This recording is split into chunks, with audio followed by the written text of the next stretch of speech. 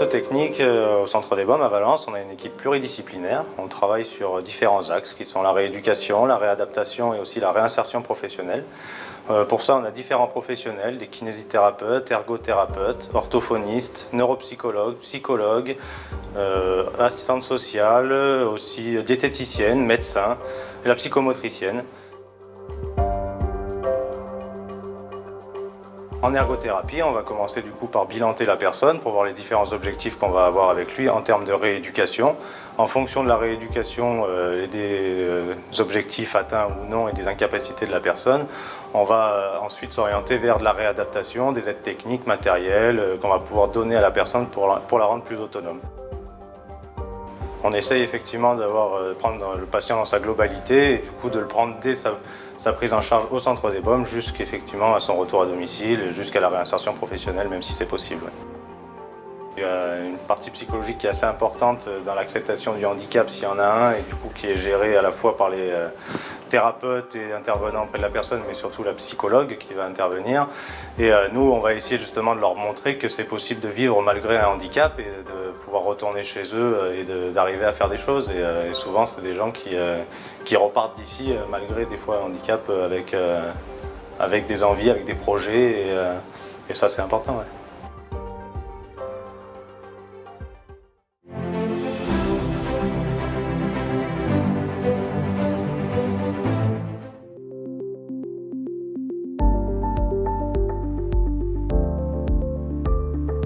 Ici, vous êtes au centre d'accueil de jour médicalisé de l'ADAPT à Lyon.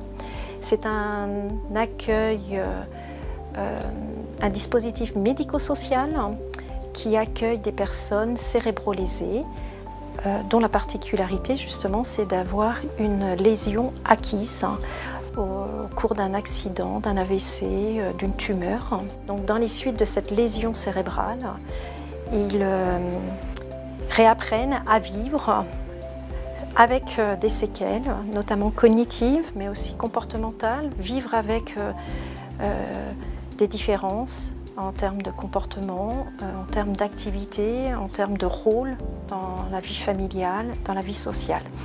Donc c'est un accompagnement qui propose aux personnes de mieux se connaître, meilleure connaissance de soi, de son potentiel, mais aussi de ses limites.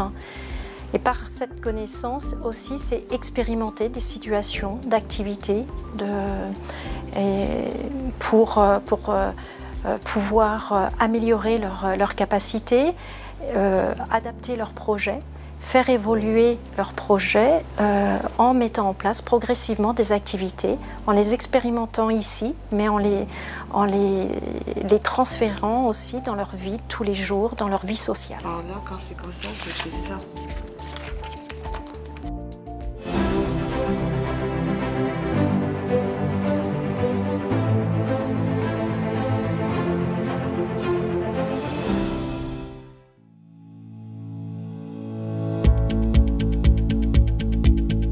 L'ADAPT 1, c'est 2 sites.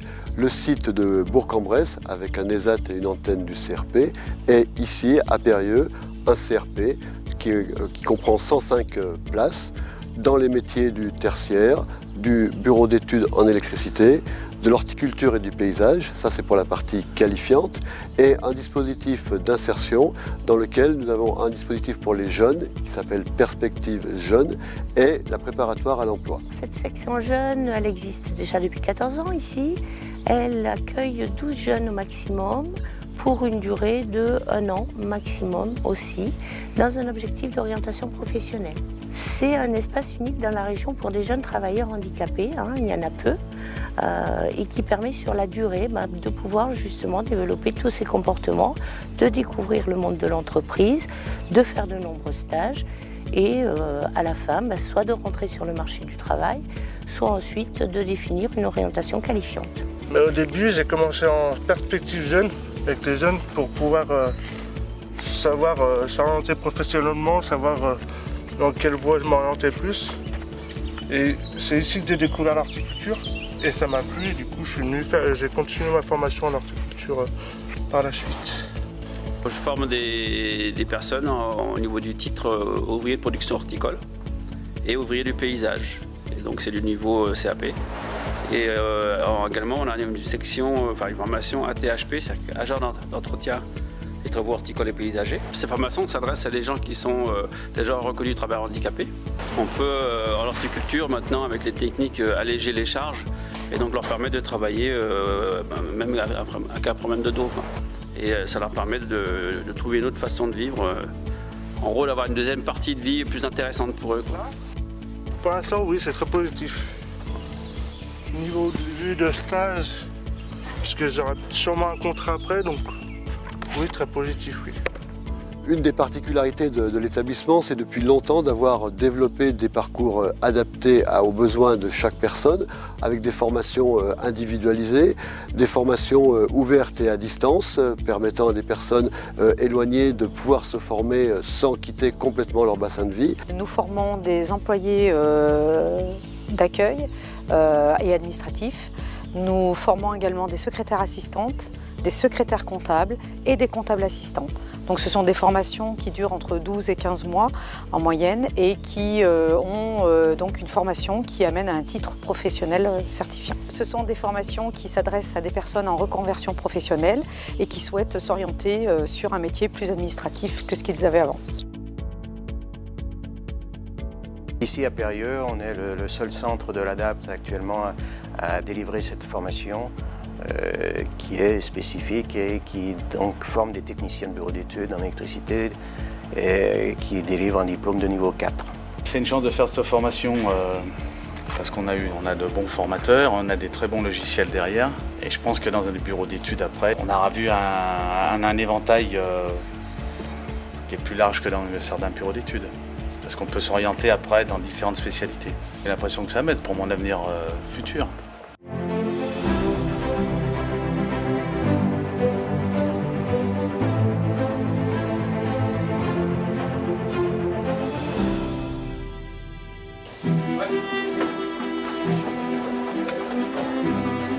Les GEM ont été créés à la suite de la loi de 2005 comme outil de compensation du déficit social en fait, du handicap, lié au handicap, avec pour but réellement de favoriser le lien social et de pouvoir, oui, compenser en fait, ce déficit de lien social des personnes en situation de handicap. On essaie d'élaborer avec les personnes des activités qui leur conviennent, avec l'idée d'ouvrir sur la vie de la cité, sur la vie culturelle, locale, et puis de réapprendre, redécouvrir peut-être de nouveaux centres d'intérêt. Il faut voir que c'est des personnes qui ont un accident de vie à un moment, que c'est un handicap acquis au cours de leur vie, et qu'ils ont dû réapprendre tout un tas de savoir-être, savoir-faire, se déplacer, la motricité entre autres, mais aussi après le lien social, retrouver de nouveaux centres d'intérêt. Ça m'aide grandement. Ça a réussi à voir que j'étais pas tout seul dans mes problèmes et que il y avait d'autres personnes qui avaient exactement les mêmes problèmes que moi. C'est une des missions premières du GEM, c'est de relier les personnes entre elles. Moi, mon but est réellement, mon objectif est de faire émerger cette demande-là et de favoriser cette dynamique que je dirais très communautaire, puisqu'en fait les personnes ont un vécu assez semblable et se reconnaissent entre pairs en fait. Et c'est là la fonction du GEM aussi, de remettre une identité pour ces personnes qui se reconstruisent. On arrive à rigoler de tout et on arrive aussi à se confier. Les animateurs du GEM nous aident aussi parce que même avec eux, on arrive à parler. C'est des personnes normales, entre guillemets, mais qui ont suffisamment l'ouverture d'esprit pour pas nous juger et pour nous apporter le meilleur qui soit.